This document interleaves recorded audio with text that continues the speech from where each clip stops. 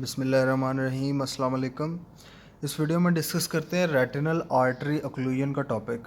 तो retinal artery occlusion दो types की हो सकती है। या तो सेंट्रल रेटिनल आर्टरी ओक्लूजन है कि ये जो आर्टरी सेंट्रल रेटिनल आर्टरी आ रही है, ये जो आर्टरी है ये ओक्लूड हो जाए, या ब्रांच रेटिनल आर्टरी ओक्लूजन है कि इसकी आगे फर्दर कोई ब्रांच है, फॉर इंस्टेंस ये है, इसमें ओक्लूजन हो जाए। ठीक है, तो सेंट्रल रेटिनल आर्टरी ओक्लूजन हो सकती है और BRAO branch retinal artery occlusion हो सकती है। पहले देखते हैं सेंट्रल रेटिनल आर्टरी ओक्लूजन। तो क्या कॉजेज़ हो सकते हैं, ये ओक्लूजन क्यों डेवलप, क्यों ब्लॉकेज हो रही है? तो दो ही कॉजेज़ हैं मेन, एक थ्रोम्बोसिस है और दूसरा एम्बोलिज्म है। थ्रोम्बोसिस क्या होता है कि कोई भी फॉर इंस्टेंस के ये जो है ना, इधर लेमिना क्रिब्रोजा होता है। लेमिना क्रिब्रोजा एक एनाटॉमिकल लैंडमार्क है, एक सीव लाइक स्ट्रक्चर, छाननी की तरह का ना एक स्ट्रक्चर होता है, पोर्स होते हैं इसमें, ऑप्टिक डिस्क से के लेवल पे होता है। तो इस लेमिना क्रिब्रोजा से के लेवल पे सेंट्रल रेटिनल आर्टरी में कोई अथीरोस्क्लेरोसिस हो गई है। ठीक है, यानी कि कोई थ्रोम्बस बन गया किसी भी वजह से, फॉर इंस्टेंस कि हाइपरलिपिडीमिया है, कोलेस्ट्रॉल लेवल ज़्यादा है पेशेंट का, या कोई और टेंडेंसी है, उस वजह से जो है ना थ्रोम्बस डेवलप हो गया, तो उसने सेंट्रल रेटिनल आर्टरी को ओक्लूड कर दिया। तो इसमें यह बात आपने याद रखनी है, 75% जो पेशेंट्स हैं, केसेस जो हैं CRAO के, वो थ्रोम्बोसिस की वजह से होते हैं। ठीक है, इतना ये कॉमन है। इसके बाद दूसरा कॉज हो सकता है एम्बोलिज्म, के थ्रोम्बस किसी और आर्टरी में बना, फॉर इंस्टेंस के कैरोटिड आर्टरी में, तो उधर से जो है एक उस थ्रोम्बस का जो है एक पार्ट डिटैच हुआ और एम्बोलस बन के जो है ना सेंट्रल रेटिनल आर्टरी में आ गया। ठीक है, तो जो एम्बोलिज्म की वजह से CRAO के केसेस हैं ना, वो 20% होते हैं। तो ये दो आपने कॉजेज़ याद रखनी है। अब एम्बोलिज्म की टाइप्स कितनी कितनी टाइप्स के हो सकते हैं? तो ये 3 टाइप्स के होते हैं। सबसे पहले है कोलेस्ट्रोल एम्बोलिज्म। तो कोलेस्ट्रोल एम्बोलिज्म जो है ना, करोटिड आर्टरी में कोई भी एथीरोमा होगा, फॉर इंस्टेंस कोई भी थ्रोम्बस है करोटिड आर्टरी में, उधर से वो थ्रोम्बस का पार्ट, थ्रोम्बस डिटैच होके सेंट्रल रेटिनल आर्टरी में आ जाएगा, वो होगा कोलेस्ट्रोल एम्बोलाई। दूसरा होता है प्लेटलेट फाइब्रिन एम्बोलाई। ये भी करोटिड आर्टरी से जो है ना वो अराइज होता है। करोटिड आर्टरी में एथीरोमा बना या थ्रोम्बस बना, उधर से डिसलॉज होके ये सेंट्रल रेटिनल आर्टरी में आ गया। ठीक है, कोलेस्ट्रॉल एम्बोलाई हो गया, प्लेटलेट फाइब्रिन एम्बोलाई हो गया, और तीसरी टाइप होती है कैल्सिफिक एम्बोलाई की। कैल्सिफिक एम्बोलाई क्या होता है? फॉर इंस्टेंस ये कोई आर्टरी है, इसमें ये थ्रोम्बस बना हुआ है। ठीक है, अब थ्रोम्बस में जो है ना कैल्शियम कंपोनेंट भी होता है, कैल्शियम डिपॉजिट कर जाता है थ्रोम्बस के ऊपर। कैल्सिफिक एम्बोलाई क्या होता है कि स्पेसिफिकली जो कैल्शियम है, कैल्शियम सिर्फ जो है ना अलहदा हो जाए थ्रोम्बस से, और कैल्शियम जो है ना, कैल्शियम उसके साथ थोड़ा बहुत डेब्रस, ये जो एक पार्टिकल सा बन जाता है, ये आ जाए आगे सेंट्रल रेटिनल आर्टरी में और उसकी ओक्लूजन करवा दे। ठीक है, ये होते हैं कैल्सिफिक एम्बोलाई। तो कैल्सिफिक एम्बोलाई कार्डियक वॉल्व से राइज करते हैं। किन कंडीशंस में कर सकते हैं? इन्फ्लेमेशन है कोई भी, फॉर इंस्टेंस के आर्ट्राइटस है, जैसे जॉइंट सेल आर्ट्राइटस हो गया। ठीक है, या SLE हो गया। ठीक है, तो वेजनर्स ग्रैनुलोमेटोसिस हो गया। ठीक है, तो इन इन्फ्लेमेटरी कंडीशंस में, यानी कि आर्टरी की इन्फ्लेमेशन है, आर्ट्राइटस है, वेजनर ग्रैनुलोमेटोसिस है, या SLE है, तो इन कंडीशंस में जो है ना कैल्सिफिक एम्बोलाई बन सकता है। दूसरे नंबर पे वेजोस्पैज्म के केस में बन सकता है।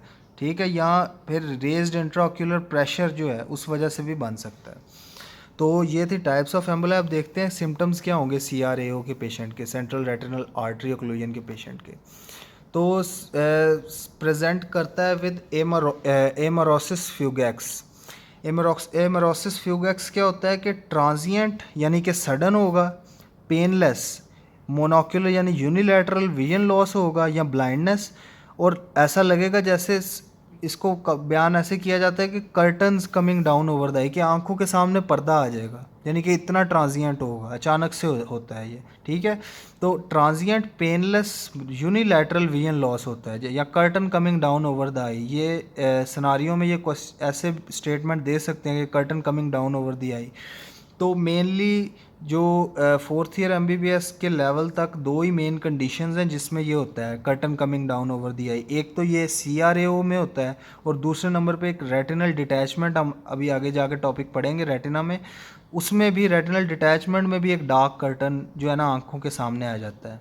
तो ये एमोरोसिस फ्यूगैक्स आपने याद रखना है। और विजन लॉस मैंने आपको बताया सडन है, मोनोक्यूलर है और पेनलेस है। साइंस में क्या नज़र आएगा कि विजुअल एक्विटी जो है उसमें प्रोफाउंड विजन लॉस है, कि विजन लॉस बहुत ज़्यादा होता है, प्यूपल्स डायलेटेड होंगे, रिलेटिव एफरेंट प्यूपिलरी डिफेक्ट जो है वो प्रोफाउंड होता है, यानी कि कभी कभार टोटल भी होता है कि लाइट जो प्यूपिलरी रिफ्लेक्स है, जो प्यूपिलरी रिफ्लेक्स क्या होता है कि ये फॉर इंस्टेंस प्यूपल है, तो नॉर्मली क्या होता है कि प्यूपल पे लाइट मारे ना तो प्यूपल कंस्ट्रिक्ट करता है, पर जिनमें रैपडी प्रेजेंट होता है उनमें प्यूपल डायलेट ही रहता है, कंस्ट्रिक्ट नहीं करता। तो ये रिलेटिव एफरेंट प्यूपिलरी डिफेक्ट जो है ना ये एक एबनॉर्मल कंडीशन है, तो इसमें ये प्रेजेंट होता है रैपडी CRAO में। फंडस एग्ज़ाम करेंगे तो पेल वाइटिश अपीयरेंस होगी रेटिना की। अब पेल वाइटिश अपीयरेंस की होती है, इसको आपने ये चीज़ डिस्टिंग्विश करती है CRVO को CRAO से। CRVO central retinal vein occlusion में क्या होता है कि ऐसे जो है ना एक रेड से बड़े बड़े हैमरेजेस, यानी कि फुल रेड हुई होती है, उसको टोमेटो स्प्लैश्ड अपीयरेंस कहते हैं रेटिना की। वो क्यों होती है कि उसमें ये होता है कि वेन की ओक्लूजन हुई हुई है, जो अब वेन्स में रेटिनल वेन्स में ब्लड है वो उधर से जा नहीं सकता, ड्रेन नहीं हो रहा सही तरह, तो वो उधर ही हैमरेज करना शुरू कर देता है, उधर से ब्लड वेसल से लीक करता है और रेटिनल हैमरेज कॉज कर देता है। तो उस वजह से ना टोमेटो स्प्लैश्ड अपीयरेंस या रेड सी अपीयरेंस होती है रेटिना की।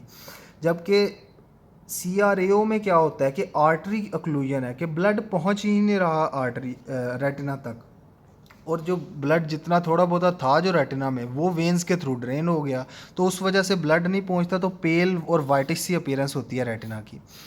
इसके बाद मोस्ट इम्पॉर्टेंट जो बात है इस लेक्चर की, जो हर मतलब MCQs में, SCQs में, वाइवा में, मतलब सबसे इम्पॉर्टेंट जो पॉइंट है ना वो ये है कि चेरी रेड स्पॉट होता है in the centre of macula. ये मोस्ट इम्पॉर्टेंट पॉइंट है, CRAO का डायग्नोस्टिक फीचर है। MCQs वगैरह में या जो भी सिनारियो आता है उसमें ये फीचर ज़रूर बताते हैं कि चेरी रेड स्पॉट नज़र आ रहा है मैक्यूला पे।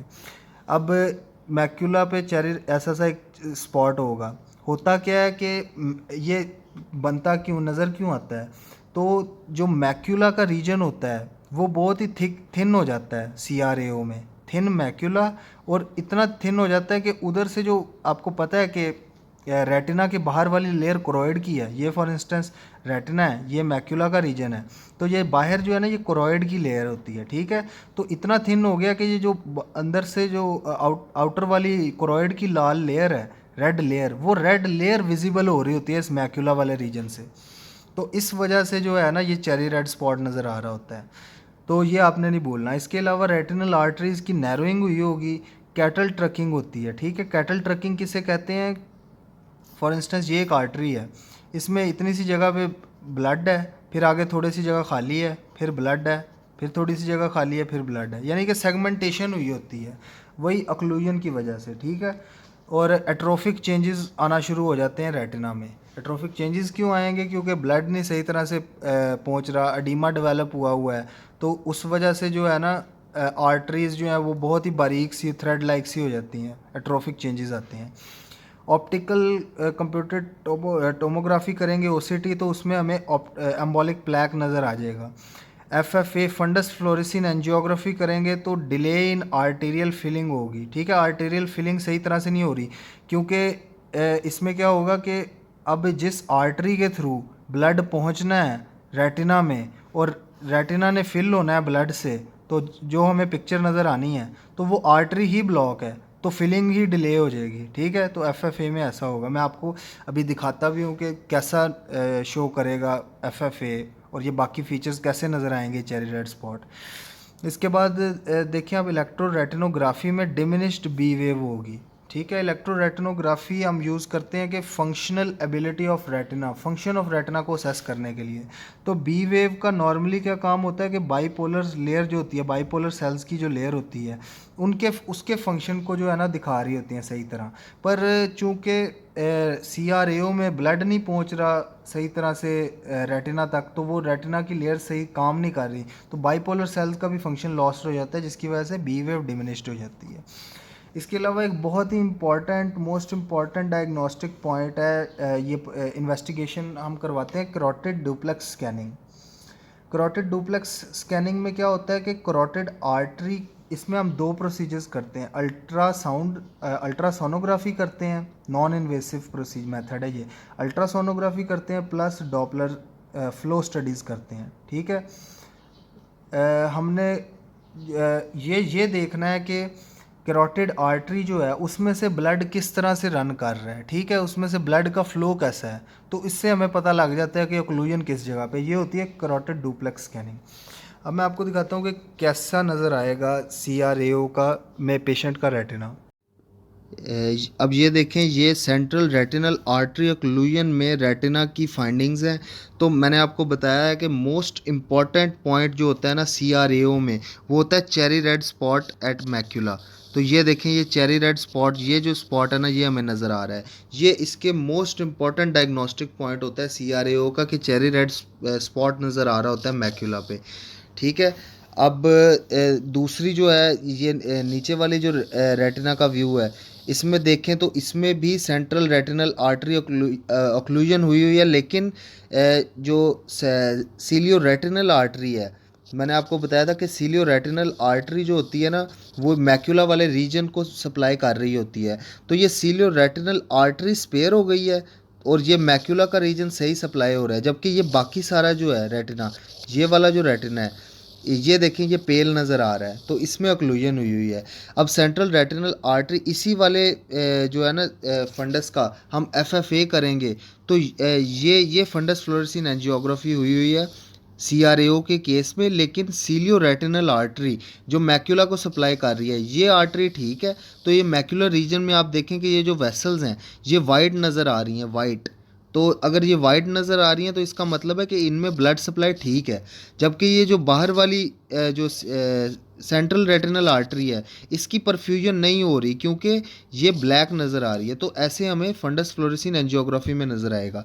तो आपने याद रखना है कि मोस्ट इंपॉर्टेंट पॉइंट होता है कि चेरी रेड स्पॉट नज़र आता है, और CRAO जो है ना, उसको हम डिफ्रेंशिएट कैसे करते हैं CRVO से, वेन ओक्लूजन से, कि वेन ओक्लूजन में जो है ना, इधर हेमरेजेस से हुए होते हैं सारा, मतलब एक टोमेटो स्प्लैश्ड अपीयरेंस होती है रेटिना की, फुल रेड रेटिना होता है। लेकिन CRAO में आप देख सकते हैं कि आर्टरी ओक्लूजन जब होगी तो ये पेल रेटिना है। ठीक है, पेल सा रेटिना। अब देखते हैं कि ट्रीटमेंट कैसे होगी CRAO की, सेंट्रल रेटिनल आर्टरी ओक्लूजन की। तो जो इंट्राओक्यूलर प्रेशर जो रेज हुआ है उसको रिड्यूस करेंगे सबसे पहले। तो उसके लिए एसिटाजोलामाइड या मैनिटॉल देंगे। ठीक है, इसके बाद ऑक्यूलर मसाज या डिजिटल मसाज करेंगे। ये क्या करेगा कि जो एम्बोला है, जो एम्बोलस आर्टरी में है, वो डिसलॉज हो जाएगा उधर से। इसके अलावा सबलिंगुअल आइसोसोर्बाइड नाइट्रेट देंगे। इसका क्या काम होता है, ये जो थ्रोम्बस कोई भी बना हुआ है या एम्बोलस जो है, जो ब्लॉक कर रहा है रेटिनल आर्टरी को, उसको जो है ये डिज़ोल्व कर देगा। ठीक है, डिज़ोल्व कर देगा ये थ्रोम्बस को या एम्बुलस को। Sublingual आइसोसोर्बाइड nitrate. इसके अलावा हाई ऑक्सीजन देंगे ताकि जो है ना ऑक्सीजन सप्लाई सही रहे रेटिना की। इसके अलावा मिथाइल प्रेडनिसोलोन देंगे। मिथाइल प्रेडनिसोलोन जो है ना, ये एक स्टेरॉयड है। ठीक है, तो जो भी इन्फ्लेमेशन वगैरह हुई होती है ना, उसको ये ट्रीट करता है। रेटिनल एडीमा जो होता है ना, उसको ये ट्रीट करता है।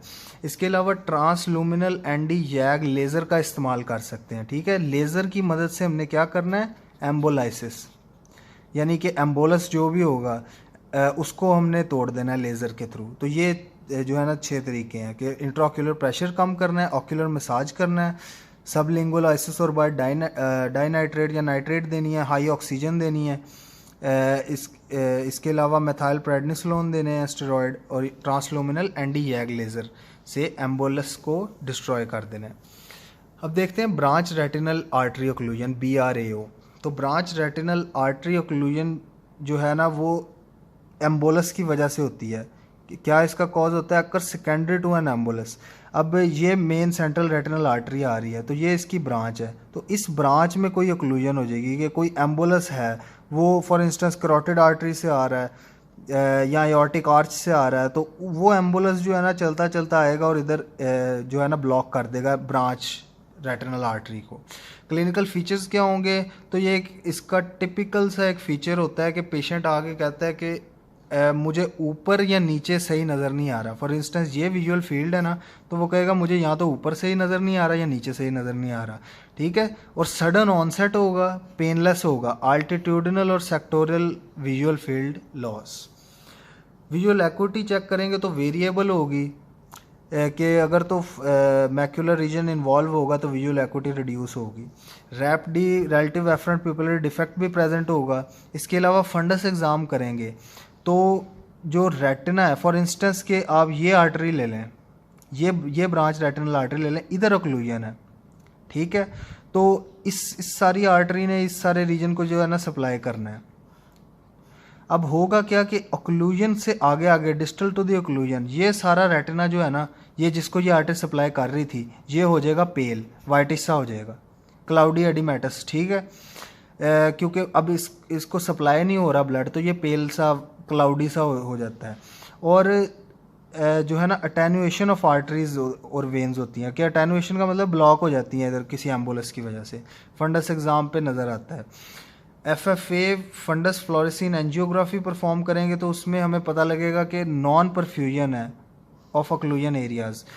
नॉन परफ्यूजन क्यों होगी, क्योंकि ज़ाहिर सी बात है हम डाई डालेंगे, वो डाई जब तक पहुंच ही नहीं रहा किसी ओक्लूजन ब्लॉकेज की वजह से आगे, तो उनकी परफ्यूजन नहीं होगी। तो फंडस FFA पे जो है ना, ये डार्क नज़र आती हैं वेसल्स, जिनमें ब्लड, जिनकी परफ्यूजन नहीं होती वो डार्क नज़र आती हैं, जिनकी परफ्यूजन होती है वो वाइट नज़र आती हैं।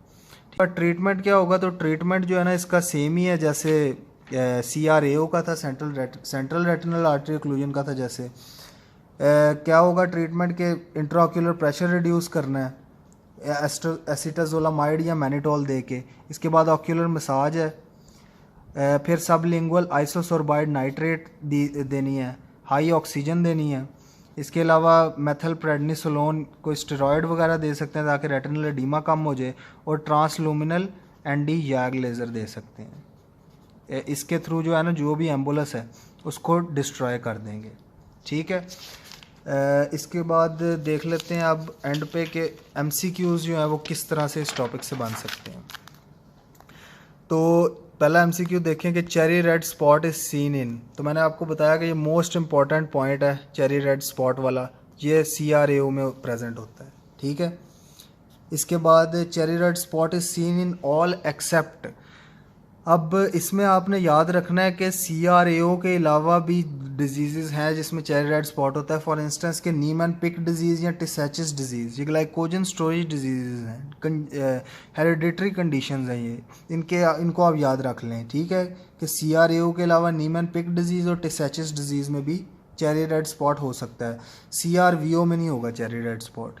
इसके बाद in which of the following conditions retina become pale, तो मैंने आपको समझाया कि कैसे रेटिना पेल हो रहा था CRAO के अंदर। इसके बाद देखें कि CRAO में cherry red spot is due to, तो ये मैंने आपको बताया कि पेल रेटिना है और रेडिश कोरॉइड जो है ना वो नज़र आ रहा है मैक्यूला वाली जगह से, तो ये the contrast between pale retina and reddish choroids, इस वजह से चेरी रेड स्पॉट हमें नज़र आ रहा है। इसके बाद अगला देख लें कि a female came to IOPD with sudden painless loss of vision, ठीक है। पहला पॉइंट तो हमें ये मिल गया कि sudden painless loss of vision है। फंडोस्कोपी की डिस्क पेल थी, चेरी रेड स्पॉट था, तो इससे हमने डायग्नोस कर लिया कि ये CRAO है।